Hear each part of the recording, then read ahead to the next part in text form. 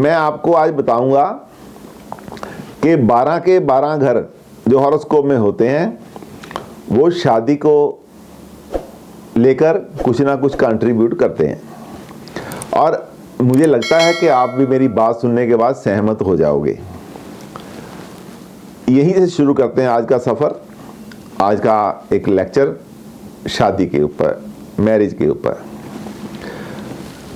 पहला घर हमेशा ही सेल्फ का होता है, जिसकी शादी के बारे में हम बात करना चाहते हैं। पहला घर उसी को आएगा हम जिसके बारे में जिसकी शादी के बारे में बात कर रहे हैं, उसी का पहला घर लेंगे।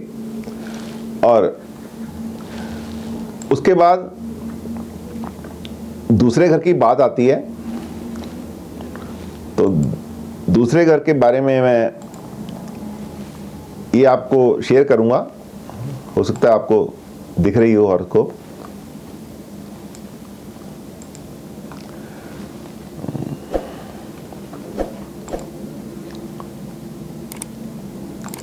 मुझे बता देना जब शेयर होना शुरू हो जाएगी। हो गई। ये सिंपल हॉरोस्कोप है खाली। इसमें हम कालपुरुष की कुंडली के ही रंग भरेंगे। कालपुरुष की कुंडली में इसे हम यहाँ पे 1 नंबर राशि होती है, इसी के साथ चलेंगे। इसको हाउस मान लेना।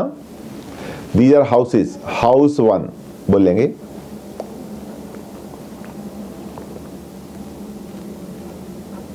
हाउस 1 आ गया। ये सेल्फ का होता है,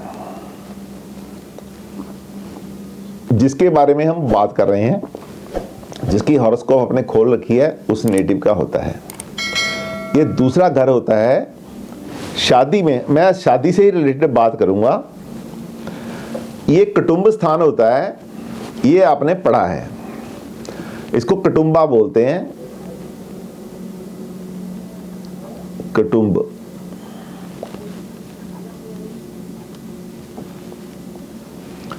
इसको एक्सपेंशन ऑफ फैमिली बोलते हैं। जिस समय आपकी शादी होती है, जिसकी भी शादी होती है, उसके अपनी पर्सनल फैमिली एक्सपेंड करती है। 1 से 2 हो जाते हैं वो, और स्कोप होता है कि आगे बच्चा भी होगा। और उसके बाद ये आपकी फाइनेंशियल कंडीशन भी बताती है। फाइनेंस हम यहीं से देखते हैं। आपके कुटुंब की जमा पूंजी, आपके द्वारा की गई जमा पूंजी, वो हम यहीं से देखते हैं। थोड़ा कोई कलर और लेता हूं ताकि आपको अच्छा लगे। अब जो हम ले रहे हैं 3rd हाउस, ये शादी में कम्युनिकेशन का घर है। आपकी कम्युनिकेशन जो है वो बहुत ही इंपॉर्टेंट है। आप कैसे कम्युनिकेट करते हैं, शादी में इसका बहुत बड़ा रोल होता है। अच्छा कम्युनिकेट करते हैं तो ज़िंदगी बहुत बढ़िया चलती है, हारमोनियस रहती है। यदि आपकी लैंग्वेज फिल्दी है, अच्छी नहीं है, दूसरे को दुख पहुंचाने वाली तीखी जुबान है, तो आपकी अच्छी भली ज़िंदगी में वो जहर घोलती है। और एक सिबलिंग्स का यहाँ पे स्थान होता है। सिबलिंग्स, इस सिबलिंग्स का शादी में इतना बड़ा रोल होता है। फ्रेंड्स का भी ये घर है, ये तो आपको मालूम होगा, लेकिन आप कहेंगे शादी से इसके क्या संबंध है। देखिए, जो आपका स्पाउस है, आपके सिबलिंग यदि उसको रिस्पेक्ट देते हैं, आपकी फैमिली में उसको जगह मिलती है, यदि उसके साथ ठीक से कम्युनिकेट करते हैं, तो आपका लाइफ जो है ना बहुत बढ़िया होता है। रिलेशनशिप बिटवीन योर भाई बहन सिबलिंग्स, यदि आपका स्पाउस का अच्छा होगा तो बहुत ही बढ़िया रहेगा। कई बार शादियाँ इसलिए भी टूट जाती हैं कि स्पाउस का ये ब्लेम होता है कि मेरे हस्बैंड या मेरी वाइफ जो है अपने भाई बहनों को मेरे से ज़्यादा इंपॉर्टेंस देते हैं, उनकी ज़्यादा सुनते हैं, मेरे को निगलेक्ट करते हैं। इसी तरह फ्रेंड्स का रोल रहता है। फ्रेंड्स का रोल रहता है कि जैसे बैचलर होते हैं, आप लोग देर से घर आते हैं तो कोई बात नहीं, मदर उसको टॉलरेट करती है, फादर भी टॉलरेट करते हैं। लेकिन जब घर पे आपकी इंतज़ार करने वाला कोई स्पेशल इंसान आपके स्पाउस के रूम में आ जाता है, तो आपको फ्रेंड्स को भी समय देने के साथ साथ बैलेंस बना के रखना पड़ता है अपने स्पाउस के साथ भी। यदि आपके फ्रेंड्स अच्छे नहीं हैं, कंपनी अच्छी नहीं है, जिसकी वजह से आपका फैमिली लाइफ खराब हो रहा है, तो उनका बड़ा योगदान रहता है। पड़ोसी, ये पड़ोसियों का भी घर है, नेबर्स का भी घर है, नेबर्स का घर है।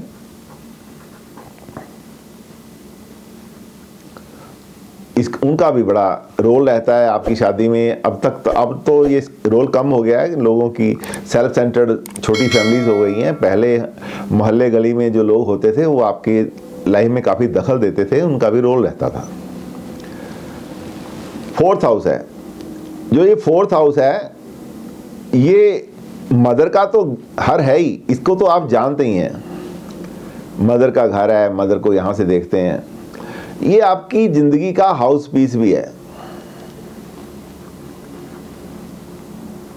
ये क्या है हाउस पीस? ये घर का आंगन है, लॉबी है, आंगन है, लॉबी है, जहां पे बैठ के ना इकट्ठे होकर लोग चाय पीते हैं, अच्छी अच्छी बातें करते हैं, आपस में इंटरेक्ट करते हैं। ये वो जगह है जहां पे रिश्तेदार इकट्ठे हो जाते हैं। आपको याद होगा कि बड़े रिश्तेदार आया करते थे, ज़मीन पे बेड लग जाया करते थे, गद्दे लगा के सोया करते थे। ये वो जगह है जहाँ पे लोग इकट्ठे होकर बात करते हैं। हारमोनियस रिलेशनशिप, आपके घर का हाउस पीस, उसका माहौल कैसा है, ये वो जगह है। लग्जरी जितना आपका घर भी है, होम भी यहीं से देखते हैं। लग्जरी आपकी ज़िंदगी में जितनी भी है वो भी हम यहीं से देखते हैं। माता यहाँ से 100% देखी जाती है। पब्लिक लाइफ भी हम यहीं से देखते हैं, जिसका आपकी ज़िंदगी से सीधा सीधा सरोकार है शादी को लेके। फिफ्थ हाउस है, बच्चों का तो है, इसमें तो कोई दो राय नहीं है। बच्चे हम यहीं से देखते हैं। आपकी risk taking capacity, risk taking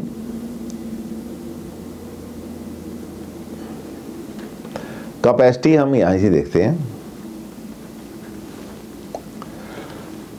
आपके लव अफेयर भी हम यहीं से देखते हैं, चाहे वो प्री मैरिज लव अफेयर हो, चाहे पोस्ट मैरिज लव अफेयर हो, जिनको हम लव अफेयर बोलते हैं और एक को एक्स्ट्रा मैरिटल अफेयर बोलते हैं।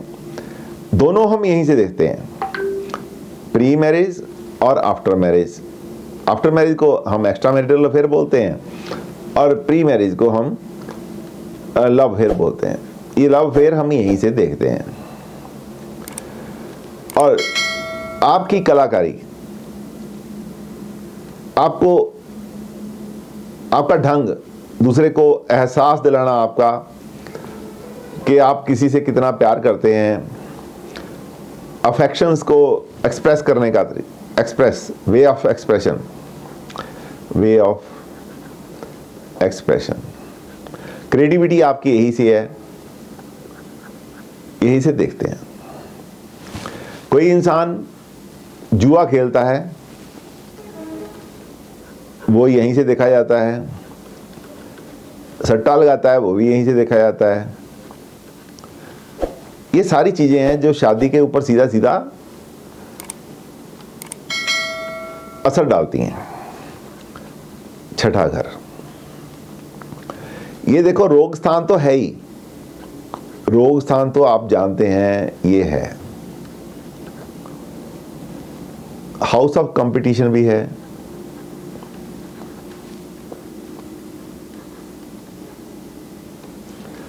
और इसके साथ साथ क्या है, ये आपके एनिमीज का भी घर है,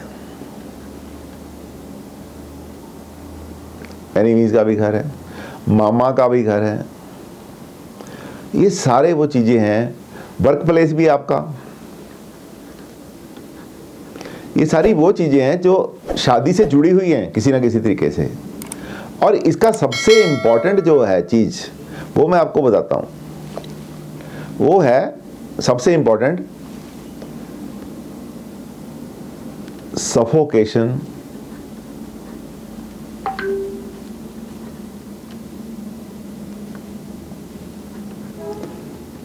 इन मैरिज, मैरिड लाइफ। और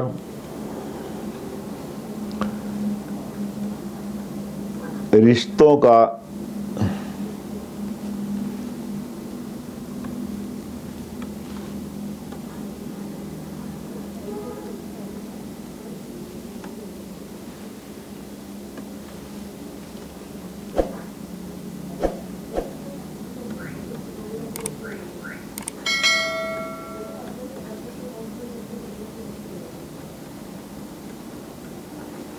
ना होना।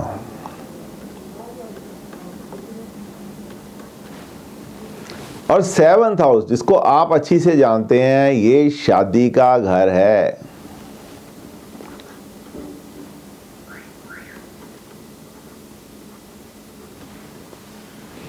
स्पाउस है, यहां पे आपका स्पाउस है, आपकी पार्टनरशिप है,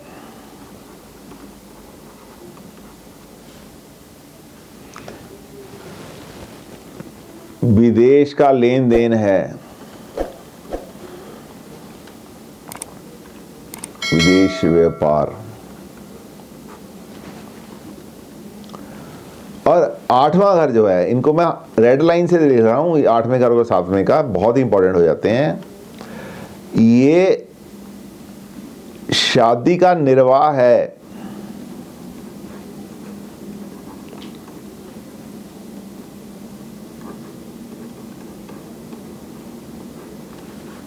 फ्रक्टिफिकेशन ऑफ मैरिज बोलते हैं इसको, फ्रक्टिफिकेशन ऑफ मैरिज। ये इंसल्ट का घर है, ये दहेज का घर है, दहेज, डॉरी को दहेज का घर है। और ये रुकावटों का घर है।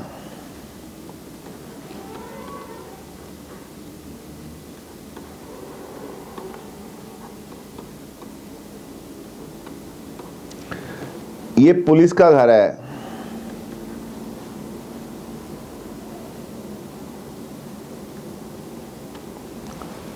इसका 8वें घर से सीधा सीधा संबंध है। ये एक्सटर्नल ऑर्गन्स का घर है,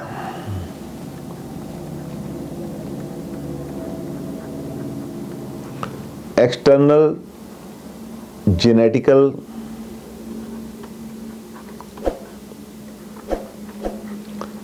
ऑर्गन्स,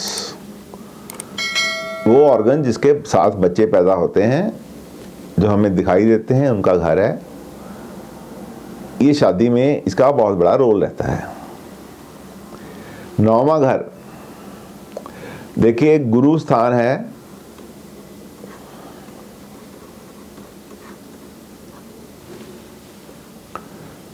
देव स्थान है,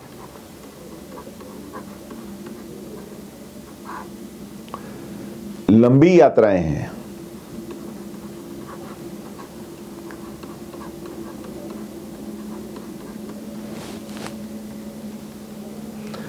भाग्य स्थान है,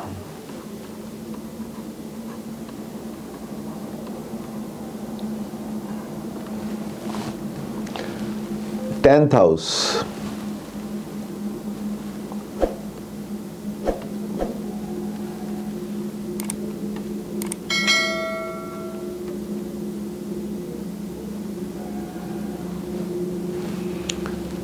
प्रोफेशन का स्थान है,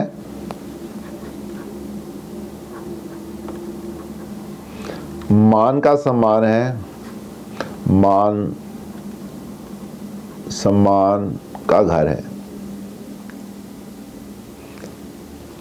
11वां घर इच्छा पूर्ति का घर है,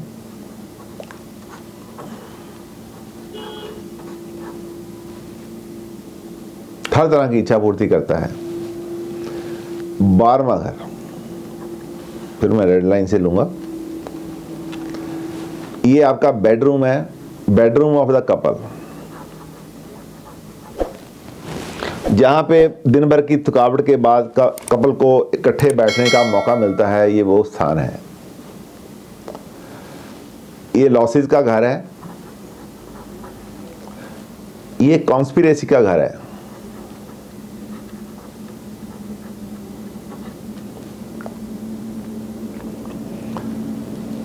इस तरीके से 12 घरों में शादी जो है किसी ना किसी तरीके से संबंध रखती है।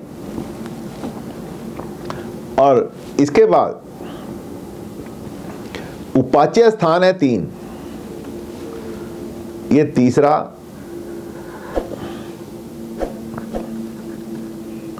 उपाच्य स्थान है, ये छठा उपाच्य है, 10th हाउस उपाच्य है, 11वां उपाच्य है। ये क्या करते हैं उपाच्य स्थान शादी में, इसका क्या मतलब है?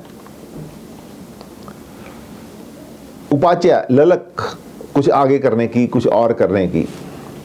ये छठा स्थान 10वें स्थान का मान सम्मान प्रोफेशन कमाने के लिए अपनी सेहत के ना ध्यान करते हुए अपने शादी के संबंधों की, शादी के स्पाउस के लिए समय ना निकालते हुए दिन रात काम करने के लिए प्रेरित करता है कि सोसाइटी में मान सम्मान कमाना है, दिन रात काम करना है। 11वां उपाच्य स्थान जो है, 11वां स्थान जो उपाच्य स्थान है, ये बंदे की इच्छा पूर्ति के लिए, इनकम कमाने के लिए, बड़ा घर लेने के लिए, लग्जरी लाइफ लेने के लिए छठे घर का उपाच्य स्थान इसको मजबूर करता है कि दिन रात मेहनत कर। 7वें का 12वां स्थान होने की वजह से ये जो उपाच्य स्थान है वो शादी की जिंदगी को खराब करने के लिए सफोकेशन इन मैरिज लाइफ करते हैं। किसी का हस्बैंड है, दिन रात अपने काम में लगा रहता है, वाइफ को समय नहीं देता, उसकी शादी खराब होती है। कोई ऐसा है कि भाई बहनों के चक्कर में आके अपनी वाइफ से मिसबिहेव करता है, दोस्तों के चक्कर में आके मिसबिहेव करता है, तो उसकी लाइफ खराब होती है। तो ये सारी चीजें हैं, बहुत इंपॉर्टेंट है, बहुत इंपॉर्टेंट है। इसमें 8वां घर बहुत इंपॉर्टेंट है। 8वां घर इसलिए इंपॉर्टेंट है, फ्रक्टिफिकेशन ऑफ मैरिज है, शादी का निर्वाह यहां से होता है। शादी का हो जाना 7वें घर तक है, कैसा स्पाउस मिलेगा, अच्छा होगा, बुरा होगा, शादी कैसी चलेगी, ये सब 7वें घर में। लेकिन वो शादी होने के बाद शादी का चलना कैसा है, शादी का निर्वाह कैसा होना है, 8वें घर के ऊपर डिपेंड करता है। इसलिए 8वें घर का महत्व 100% समझना चाहिए। दूसरा घर का महत्व भी बहुत है, क्योंकि आपके स्पाउस को आपके कुटुंब में यदि स्थान नहीं मिलता तो भी स्पाउस बहुत परेशान होता है, जिसका सीधा सीधा संबंध आपके शादी के ऊपर पड़ता है। तो ये मैंने छोटी छोटी बातें आपको जो शादी के बारे में बताई। अब बात करते हैं प्लैनेट्स की। कौन सा प्लैनेट शादी के लिए क्या करता है? अब मैं बात करूंगा एक प्लैनेट की, शुक्र की। जो शुक्र है, वीनस जो प्लैनेट है, वो कारका प्लैनेट है, कारका फॉर द मैरिज है।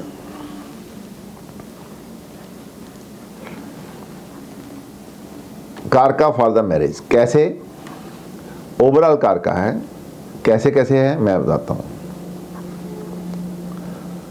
सबसे पहले शादी में क्या होता है? अच्छे कपड़े,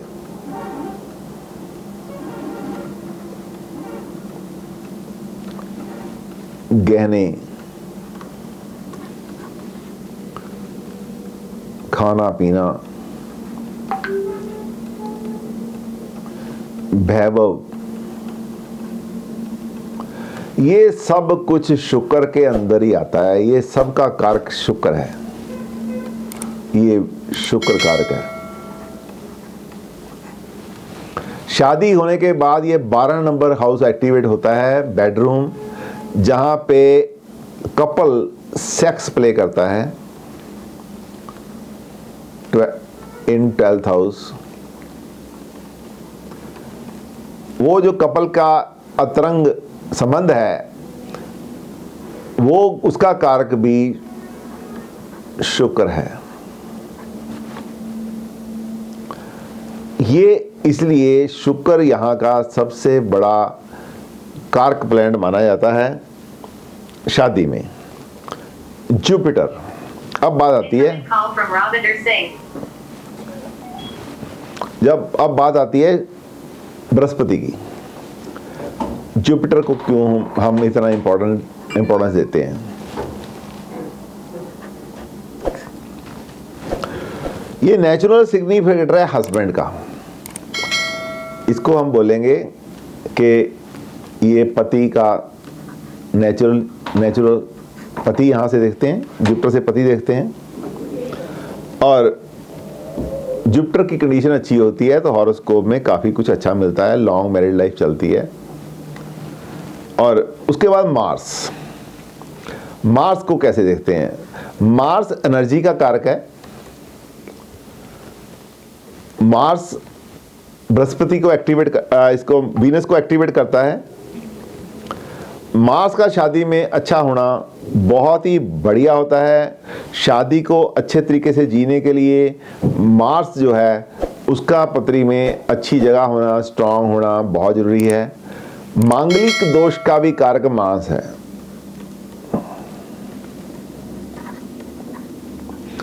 मांगलिक दोष का कारक यहाँ पे मार्स है। एनर्जी का भी कारक मार्स है। यदि हमारे में एनर्जी है, हम एक दूसरे से जोश के साथ मिलते हैं तो बात करने का मज़ा कुछ और होता है। इस तरीके से हम मार्स को यहाँ का कारका मानते हैं। ये शादी के बारे में छोटी छोटी बातें आपको बताई हैं। मैं आपसे अब इंटरेक्ट करना चाहता हूँ, ये पूछना चाहता हूँ, मैं शेयर करना बंद कर दूँगा कि अब आप महसूस करते हैं कि जो मैंने बोला है 12 के 12 घर शादी के लिए कुछ कहते हैं। Every house has to speak something on marriage. Every house has to speak something on marriage. शादी के लिए हर घर कुछ बोलता है। क्या मेरा ये स्लोगन जो है उससे आप सहमत हैं सर? अनम्यूट करके बोलिए। Definitely sir. 9th हाउस कैसे करता है, प्लीज इसको बताइए। 9th हाउस को मैंने अभी बेटे आपको बताया था कि जो 9th हाउस है वो भाग्य स्थान है, गुरु स्थान है, देव स्थान है, लंबी यात्राओं का स्थान है। कई बार ऐसा होता है कि आपका जो स्पाउस है दूसरी जगह जॉब कर रहा होता है, हम आपस में मिलते ही नहीं है। कई बार बंदे का भाग्य खराब होता है, उससे भी शादी पे असर आता है। कई बार गुरु लोग होते हैं, किसी की शादी नहीं होती, गुरु के आशीर्वाद से शादी हो जाती है। देव स्थान है, कई बार देव स्थान पे आप जाते हैं, कोई ना कोई वहाँ पे श्रद्धा के साथ कुछ दिमाग में सोचते हैं, जिसको हम पंजाबी में सुखना कहते हैं, तो आप उससे आपकी शादी हो जाती है। भाग्य तो बड़ी चीज़ है, भाग्य के बिना तो कुछ भी नहीं हो पाएगा। तो ये चीज़ें आपको समझ आई हैं क्या? जो मैंने बोला है आपको समझ आ गया, डाइजेस्ट हो गया है? Yes sir. Yes sir. अच्छा लगा है? हाँ जी सर। Yes sir. तो इस पे आप क्वेश्चन आंसर कर सकते हैं, जितने सवाल चाहो पूछ सकते हैं।